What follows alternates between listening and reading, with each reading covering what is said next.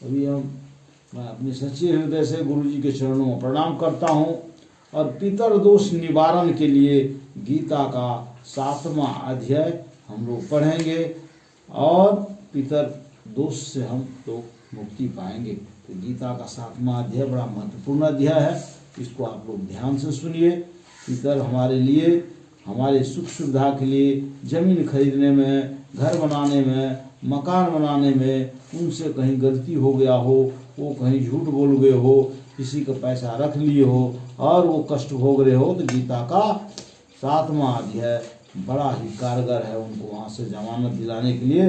तो गीता का 7वां अध्याय का महत्व भगवान शिव कहते हैं, पार्वती में 7वें अध्याय का महत्व बतलाता हूँ, जिसे सुनकर कानों में अमृत राशि भर जाती है।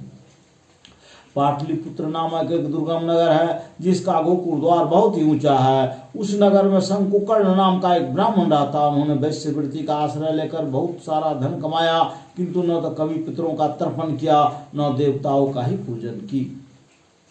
वह धनोपार्जन में तत्पर होकर राजाओं को भोज दिया करता था। एक समय की बात है, उस ब्राह्मण ने अपना चौथा विवाह करने के लिए पुत्रों और बंधुओं के साथ यात्रा की। मार्ग में आधी रात के समय जब वह सो रहा था, एक सर्प कहीं से आकर उसकी बाह में काट लिया।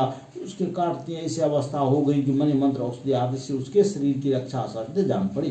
तत्पश्चात कुछ ही क्षणों में उसके प्राण पखोड़ी उड़ गए। फिर बहुत समय के बाद वह प्रेत सर्प योनि में उत्पन्न हुआ। उसका चित्त धन की प्रार्थना में बंधा हुआ था।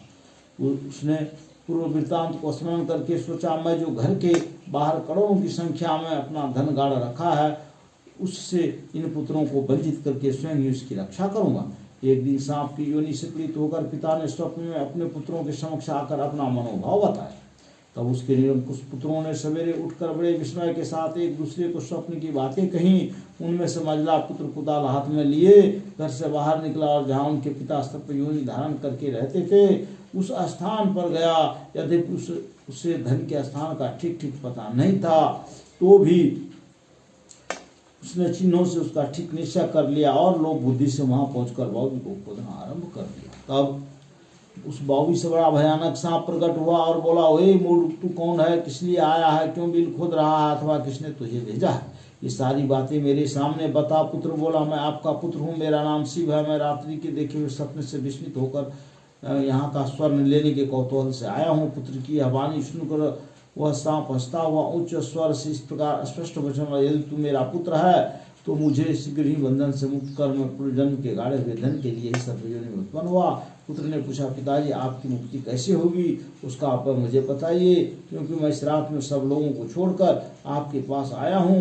पिता ने कहा, बेटा, गीता के अमृतमय 7वां अध्याय यानी 7वां अध्याय छोड़कर मुझे मुक्त करने के लिए तीर्थ दान तप यज्ञ भी सर्वथा समर्थ नहीं है। केवल गीता का 7वां अध्याय प्राणियों की जन्म मृत्यु आदि दुख से दूर करने वाला है। पुत्र, मेरे श्राद्ध के दिन 7वां अध्याय का पाठ करने वाला ब्राह्मण को सदा पूर्वक भोजन कराओ, इससे निस्संदेह मेरी मुक्ति हो जाएगी। बस अपनी भक्ति के अनुसार पूर्ण श्रद्धा के साथ वेद विद्या में प्रवीण अन्य ब्राह्मणों को भी भोजन कराना। सर्प योनि में पड़े हुए पिता के ये वचन सुनकर सभी पुत्रों ने उसकी आज्ञा के अनुसार तथा उससे भी अधिक किया। तब शंकुकर्ण ने अपने सब शरीर को त्याग कर दिव्य देह धारण किया और सारा धन पुत्रों का अधीन कर दिया। पिता ने करोड़ों की संख्या में धन बांट कर दिया था। इससे वह सदाचारी पुत्र बहुत प्रसन्न हुए। उसकी बुद्धि धर्म में लगी हुई थी, इसीलिए उन्होंने बावली, कुआं, पोखर, यज्ञ तथा देव मंदिर के लिए उस धन का उपयोग किया और अन्नशाला भी बताई।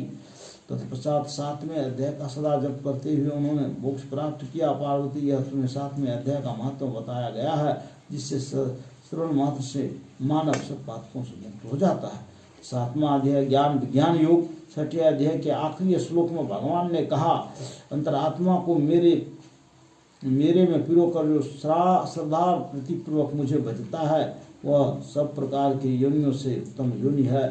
लेकिन जब तक मनुष्य को भगवान के स्वरूप, गुण और प्रभाव का पता नहीं चलता, तब तक उसके द्वारा अंतरात्मा में निरंतर भजन होना मुश्किल है और भजन के प्रकार जानना ही आवश्यक है। इसलिए भगवान इस 7वें अध्याय में अपने गुण प्रभाव से सब स्वरूप तथा भिन्न भिन्न प्रकार की भक्ति योग का वर्णन करते हैं और उसमें प्रथम उन्हें सावधान होकर सुनने की प्रेरणा देकर ज्ञान विज्ञान की प्रतिज्ञा करते हैं।